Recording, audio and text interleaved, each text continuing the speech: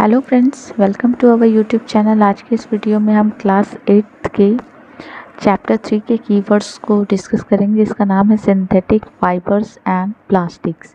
ठीक है, तो स्टार्ट करेंगे हम कीवर्ड्स से। उससे पहले आप अगर हमारे चैनल पर नए हो तो हमारे चैनल को फटाफट से सब्सक्राइब करके बेल आइकन प्रेस कर दो, ताकि हमारे वीडियोस की नोटिफिकेशन आप तक टाइमली पहुँचती रहे। अगर आपको हमारा वीडियो पसंद आए तो उसको लाइक शेयर ज़रूर करिए, और साथ ही हमें कमेंट बॉक्स में आप कमेंट करके बता भी सकते हो कि हमारा वीडियो आज का आपको कैसा लगा।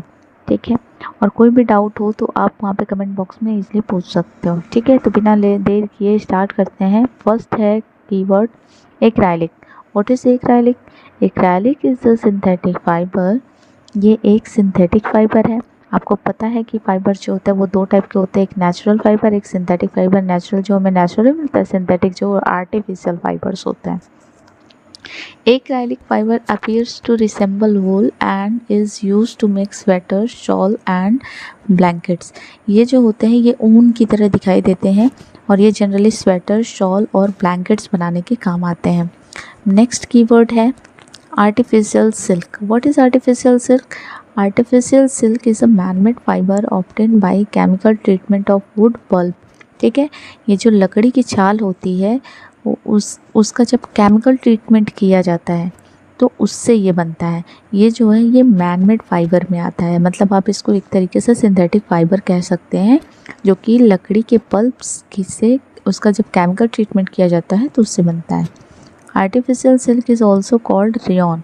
आपने बताया रेयॉन का क्लॉथ आपने देखा होगा। रेयॉन जो होता है उसको आर्टिफिशियल सिल्क कहा जाता है।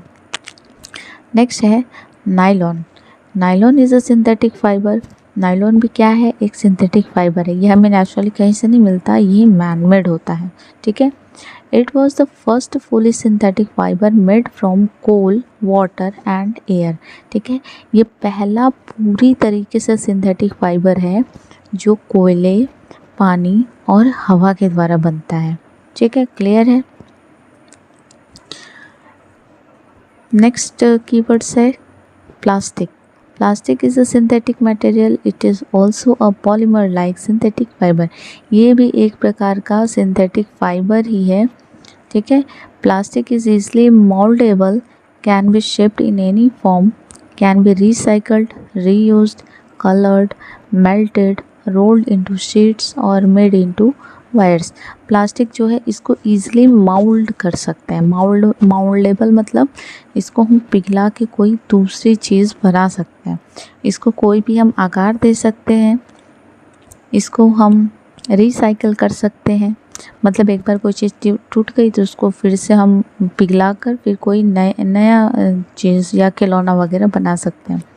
रीयूज दोबारा यूज़ कर सकते हैं। कलर्ड, इसको किसी भी कलर्ड में चेंज कर सकते हैं। मेल्टेड, इसको पिघलाया जा सकता है। इसको शीट में बनाया जा सकता है और वायर भी बनाया जा सकता है।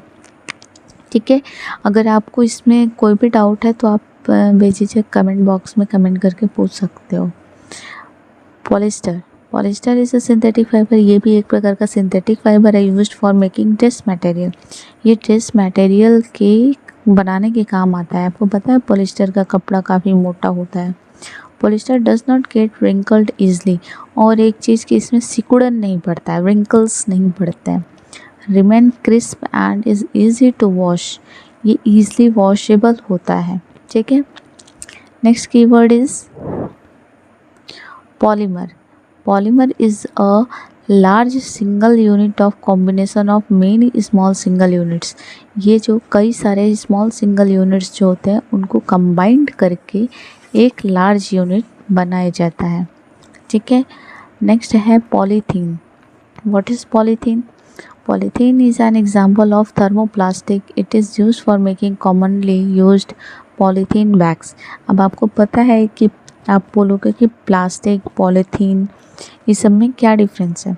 ठीक है, तो पॉलीथीन जो है वो थर्मोप्लास्टिक का ही एक एग्जाम्पल है। It is use for making commonly used polythene bags. ये पॉलीथीन के बैग जो सब्जी खरीदने के लिए आता है ना मार्केट में, वो जो पॉलीथीन बैग्स होते हैं वो इसी पॉलीथीन्स के बने होते हैं। ये थर्मोप्लास्टिक का एक एग्जाम्पल है। ठीक है, व्हाट इज़ रेयॉन? रेयॉन अभी हमने पढ़ा, इसको आर्टिफिशियल सिल्क के नाम से जाना जाता है। Rayon is manmade fibre obtain by chemical treatment of wood pulp. ठीक है, ये मैनमेड फाइबर होता है और ये वुड पल्प के केमिकल ट्रीटमेंट से बनता है। Rayon is also called artificial silk, इसको आर्टिफिशियल सिल्क भी कहा जाता है। What is synthetic fibers? Synthetic fibers are man-made fibers. Different types of synthetic fibers are rayon, nylon, polyester and acrylic. ठीक है, सिंथेटिक फाइबर मैंने बता दिया पहले ही कि एक नेचुरल फाइबर होता है, दूसरा सिंथेटिक फाइबर होता है। सिंथेटिक फाइबर को हम मैनमेड फाइबर्स के नाम से भी जानते हैं। ठीक है, इसमें ये अपने जितने भी पीछे पड़े हैं, एक्राइलिक हो चाहे artificial silk, nylon, plastic, polyester, polymer, rayon, ये सारे क्या हैं? ये सारे सिंथेटिक फाइबर्स हैं। ठीक है, next keyword terylene. What is terylene? Terylene is a polyester fibre, it does not get wrinkle easily.